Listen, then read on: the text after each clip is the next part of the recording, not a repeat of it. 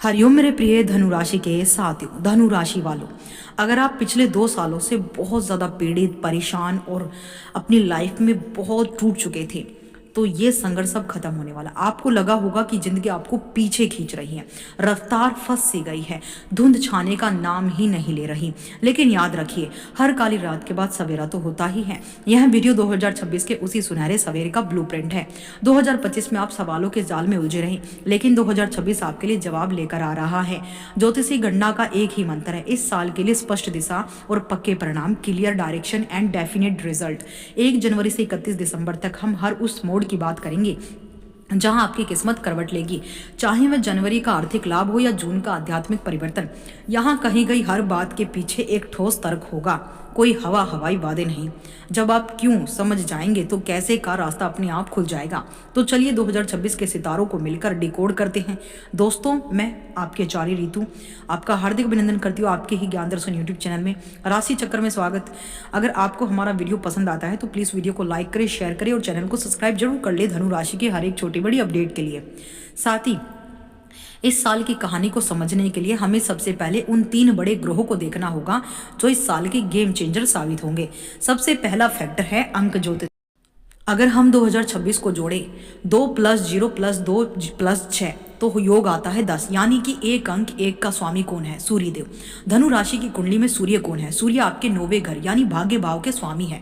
इसका मतलब साफ है कि 2026 कोई साधारण साल नहीं है, यह ईयर ऑफ लक है, भाग्य का वर्ष है। यह साल लीडरशिप का है, अथॉरिटी का है। जहां पिछले साल आप दूसरों के निर्देशों का पालन कर रहे थे, इस साल आप अपने निर्देश देंगे। दूसरा फैक्टर है आपकी राशि के स्वामी की स्थिति। आपकी राशि के मालिक देवगुरु बृहस्पति हैं।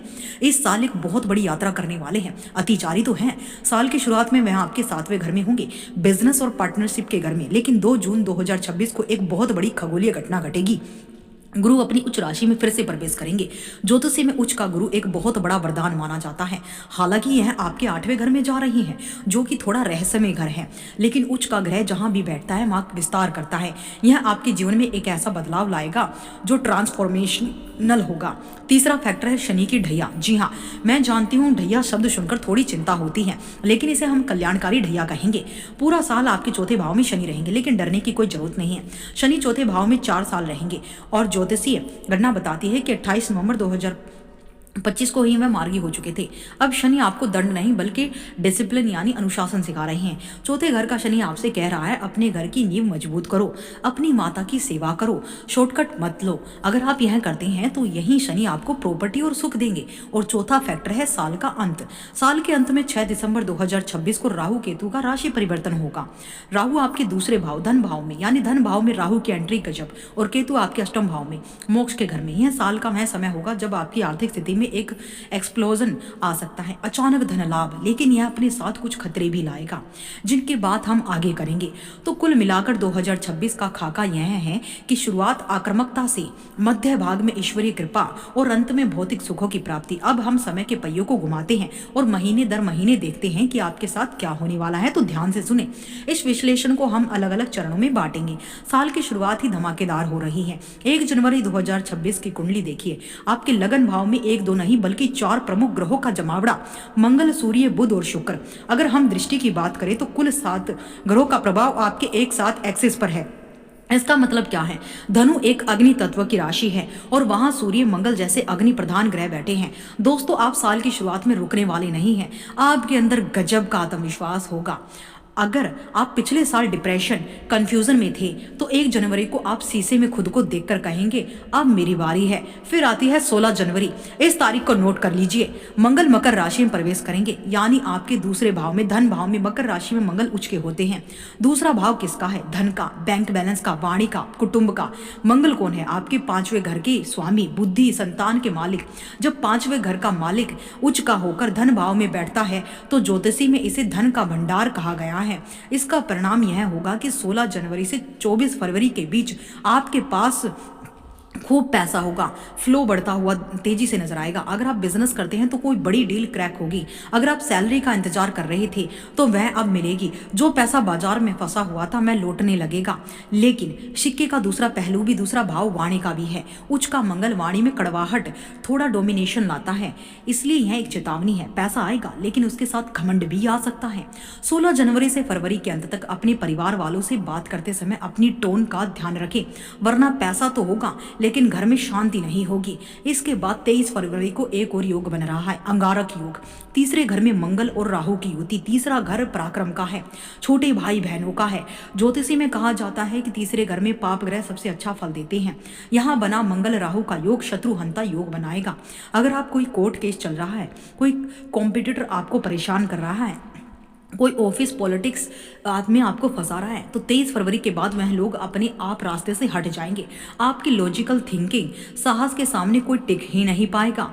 आप निडर होकर निर्णय लेंगे। जैसे ही हम मार्च में प्रवेश करते हैं ऊर्जा बदलती है। 2 मार्च 2026 को शुक्र अपनी उच्च राशि मीन में प्रवेश करेंगे। यह आपका चौथा घर है।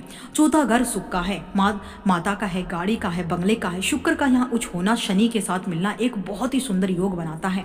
अगर आप कई सालों से अपना घर खरीदने का सपना देख रहे हैं तो यहाँ एक लग्जरी कार लेना चाहते हैं तो 2 मार्च के बाद का समय परफेक्ट है।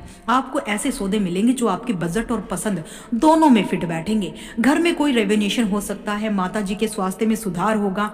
इसके बाद 1 मार्च कोई एक बहुत महत्वपूर्ण घटना घटित होगी। गुरु जो अब तक वक्री थे वो मार्गी हो जाएंगे। गुरु आपके 7वें घर में जैसे ही मैं सीधे चलेंगे आपके बिजनेस पार्टनरशिप में चल रही खटपट खत्म हो जाएगी। जो काम अटके हुए थे वह अचानक रफ्तार पकड़ लेंगे। अब बात करते हैं विद्यार्थियों की, तो 14 अप्रैल से 15 मई का समय आपके कैलेंडर में सुनहरे अक्षरों में लिखा जाना चाहिए। क्यों? क्योंकि सूर्य अपनी उच्च राशि मेष में होंगे, जो आपका 5वां घर है। 5वां भाव शिक्षा का, बुद्धि का, सूर्य प्रकाश है। जब सूर्य 5वें भाव में चमकेंगे तो आपका दिमाग लेजर की तरह तेज हो जाएगा। अगर आप किसी सरकारी नौकरी, मेडिकल या इंजीनियरिंग एंट्रेंस की तैयारी कर रही हैं तो यह एक महीना आपकी जिंदगी बना सकता है। इंटरव्यू में आपकी परफॉर्मेंस शानदार जानदार रहेगी। सिर्फ पढ़ाई ही नहीं, 5वां घर संतान का भी है। 11 मई 2 जून के बीच मंगल अपनी ही राशि 5वें घर में होंगे। ज्योतिषी के अनुसार जो दंपत्ति संतान प्राप्ति के लिए प्रयास कर रहे हैं, विशेषकर IVF या मेडिकल हेल्प के जरिए, उनके लिए यह समय संजीवनी के समान है। कोई भी राशिफल तब तक अधूरा है जब तक हम घर की अधूरी यानी महिलाओं के बारे में, माताओं बहनों गृहिणियों की बात ना करें। धनु राशि की महिलाएं घर संभालती हैं। 2026 आपके लिए एक बहुत बड़ा बदलाव लाने वाला है।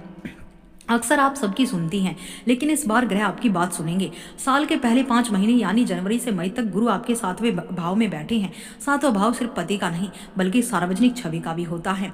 इस दौरान ससुराल पक्ष और मायके में आपका मान सम्मान बहुत बढ़ेगा। अगर पिछले कुछ समय से परिवार में आपकी बात को अनसुना किया जा रहा था या आपको वह रिस्पेक्ट नहीं मिल रही थी जिसकी आप हकदार हैं, तो अब वह मिलेगी। आपके सुझाव को परिवार के बड़ी फैसले लेते समय अहमियत दी जाएगी। फिर आता है 2 मार्च 31 मार्च का समय, जो आपके लिए साल का सबसे सुनहरा महीना है। शुक्र जो भोग विलास का कारक है आपके 4थे भाव में उच्च का हो जाएगा। यह वह समय है जब आप अपने घर के लिए कोई कीमती चीज खरीदेंगी, चाहे वह सोने की गहने हो या घर का रेवेन्यूशन हो या लग्जरी एसेट का समय हो सकता है। आप अपने नाम पर कोई प्रॉपर्टी बुक करें, पति आपको कोई बड़ी चीज गिफ्ट करे, घर का माहौल बड़ा उत्सव से भर जाएगा। लेकिन यहाँ एक सावधानी भी है। शनिदेव पूरे साल आपके 4थे भाव में बैठे हैं। शनि कर्म और मेहनत, और शुक्र जहाँ खूबसूरती लाएंगे वहीं शनि काम का बोझ बढ़ाएंगे। 2026 में घर की जिम्मेदारियां आप पर बहुत ज्यादा होंगी। मेहमानों का आना जाना लगा रहेगा। आपको शारीरिक थकान, विशेषकर पैरों में दर्द, कमर दर्द की शिकायत ज्यादा हो सकती है। इसलिए शनि आपसे डिसिप्लिन मांगते हैं।